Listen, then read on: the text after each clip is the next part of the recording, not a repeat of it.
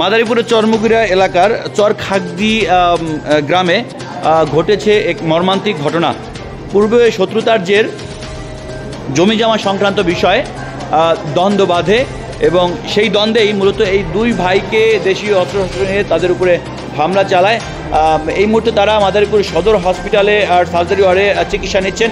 যতটুকু জেনেছি যে পূর্বে জমি জমা সংক্রান্ত বিষয় তাদের সাথে দ্বন্দ্ব হয় এবং প্রতিপক্ষ তাদের উপরে হামলা চালায়। আমরা একটু কথা বলবো আসলে কি ঘটেছিল সেই বিষয়ে এই ভুক্তভোগী পরিবারের সাথে, এবং এখানে যে দুজনকে লক্ষ্য করে তাদের উপরে ঝাঁপিয়ে পড়েছিল যে দেশীয় অস্ত্রশস্ত্র নিয়ে, তাদের সাথেও কথা বলবো এবং জানার চেষ্টা করব আসলে ঘটনা কি ঘটেছে এবং ঘটনার পিছে কি ঘটনা রয়েছে সেই বিষয়ে আমরা একটু কথা বলবো। এখানে যারা চিকিৎসা নিচ্ছেন আহত তাদের সাথে কথা বলবো। কি হয়েছিল একটু বলুন তো আপনি।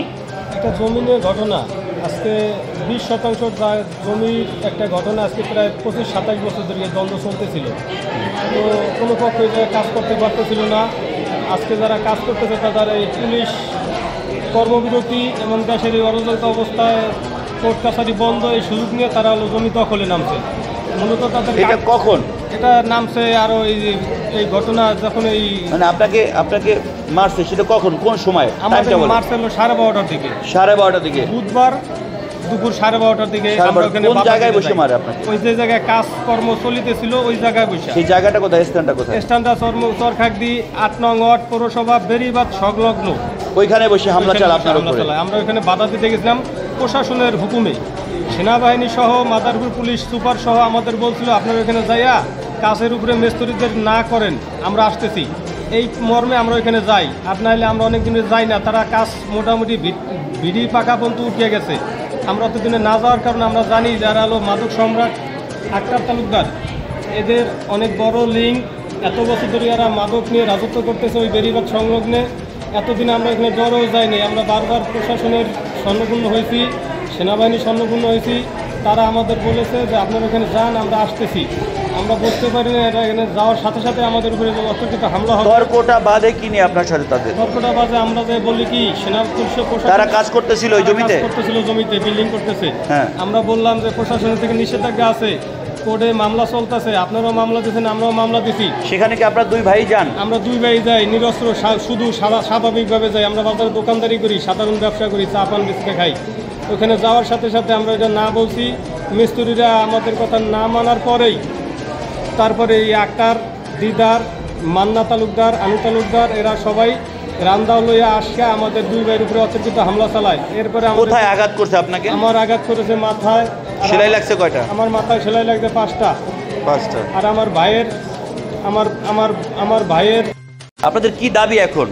এখন আমাদের দাবি সুষ্ঠু তদন্ত করিয়া এই জমির যারা মূল মালিক কাগজপত্রিতে বলে পায় তাদের দেওয়া হোক, আর আমাদের উপরে অতর্কিত হামলা হয়েছিল এটার একটা সুষ্ঠু বিচার করা হোক, এই আমাদের দাবি। আমাদের আর কোনো দাবি নেই। এ নিয়ে থানায় কোনো অভিযোগ হয়েছে? থানায় অভিযোগ হয়েছে।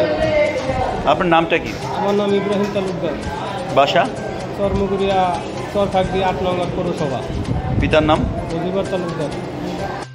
কি হয়েছিল আপনাদের সাথে বলুন তো? আপনার দুই ভাইকে যে মারলো, এটা কেন মারলো?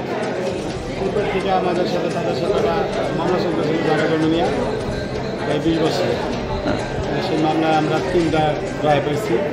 3টা রায় পাওয়ার পর আমাদের আর্থিক অবস্থা একটা আমরা দুর্বল, যার কারণে আমরা দখলে যেতে পারি না। আমরা আমাদের সচ্ছল হওয়ার পর আমরা দখলে যাব। ইতিমধ্যেই ওরা এই সরকার পতন খাওয়ার পরে ওরা লাগানোর সুযোগ পাইছে। প্রশাসনিক কোনো কার্যক্রম চলে না, কোর্ট বন্ধ, এই চান্সে ওরা লাগা কাজ ধরছে। তারপর কোর্ট খোলার পরে আমরা লাগা কমফোর্টেবল করি, কমফোর্টেবল দিয়ে নিষেধ করার পর মানে না। দ্বিতীয়বার আমরা 12টা মামলা করছি এবং ইনভিটেশন জারি করছি। প্রশাসন যে আবার বাধা দিচ্ছে তাদেরকে মানে না। এই করতে করতে আমাদের বেশ কিছুদিন চলে যায়। গত বুধবারে আমরা বাবারে পাঠাইছি থানায়। আমার বাবা এসে বলছে সেনাবাহিনীর কাছে, সেনাবাহিনী বলতে আচ্ছা ঠিক আছে আপনারা একটু বাধা সৃষ্টি করেন, আমরা আসতেছি। তারপরে বলছিল যে আমরা ওখানে বাধা সৃষ্টি করতে গেলে আমাদের কোবাইবে, কারণ এরা অনেক খারাপ লোক। মাদক আসক্ত, মাদকের ব্যবসা করে, মাদক নিয়ে কারবারি করে, মাদক দিয়ে অনেক পোলাপান ওর কাছে জিম্মি। সেই পোলাপান দিয়ে আমাদের এটা হামলা চালাবে। আহত হন কয়জন? এতে আজকে আমরা আহত হয়ে আমার মা সহ আমার বউ সহ আমার ভাই 4 জন আমরা আহত। চিকিৎসা নিচ্ছেন তো দুজনে, চিকিৎসা নিচ্ছে 3 জন। আর দুজন প্রাইমারি চিকিৎসা নিয়েছেন, আর 3 জন। 3 জনের চিকিৎসা নিতে লাগায় হসপিটাল। আর একটা বাচ্চার কথা বললেন, বাচ্চাটা কি হয়েছে? বাচ্চাটা হলো আমার মেয়ে, বয়স কত? 2 মাস বয়স। হ্যাঁ, আমার স্ত্রীর কোলে ছিল, ওকে ছুঁড়ে ফেলে দিছে। এই যে আমার বাচ্চা, এই বাচ্চা। হ্যাঁ, এই বাচ্চাটারে কোলের থেকে ছুঁড়ে ফেলে দিয়ে আমার স্ত্রীর লোক আমার একটু করছে। মারধর করছেন। হ্যাঁ, সে কি চিকিৎসা নিয়েছিল? হ্যাঁ, চিকিৎসা সদর হসপিটালে গিয়েছে। আচ্ছা, ভর্তি হয়নি, এমনি প্রাইমারি চিকিৎসা নিয়ে ভর্তি ছিল না, ভর্তি ছিল। হাতে 6টা সেলাই আছে। দেখি আপনি দেখান তো, এই যে এখানে। হ্যাঁ, কি দিয়ে করছে এটা? বাড়ি দিচ্ছে। কয়টা সেলাই লাগছে? তার মানে আপনাদের 4-5 জনকে মারছে টোটালে। এর মধ্যে গুরুতর আপনার 2 ভাই। আপনার পিঠে কি আঘাত করছে? পিঠে কয়টা সেলাই লাগছে? ফুসফুসি পর্যন্ত পাওয়া গেছে। কয়টা সেলাই দিছে?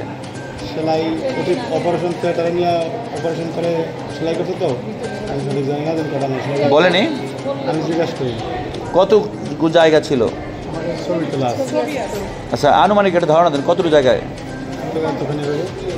আচ্ছা আচ্ছা আচ্ছা। সামনে একা পুরো রয়েছে। কি দাবি আপনাদের এখন, কি দাবি? আমাদের দাবি আইন প্রশাসনের পক্ষে আমরা চাইছি, আমরা সাহায্যতা চাইছি, পাইনি। আমরা একবারও দাবি করি প্রশাসন আমাদের জানি সহযোগিতা করে, যথেষ্ট পরিমাণ বিচার করুক। এই বিচার থেকে জানি অন্য কোনো ব্যক্তি আর কেউ কাছে যাইয়া এরকম কোনো হাত না করতে পারে।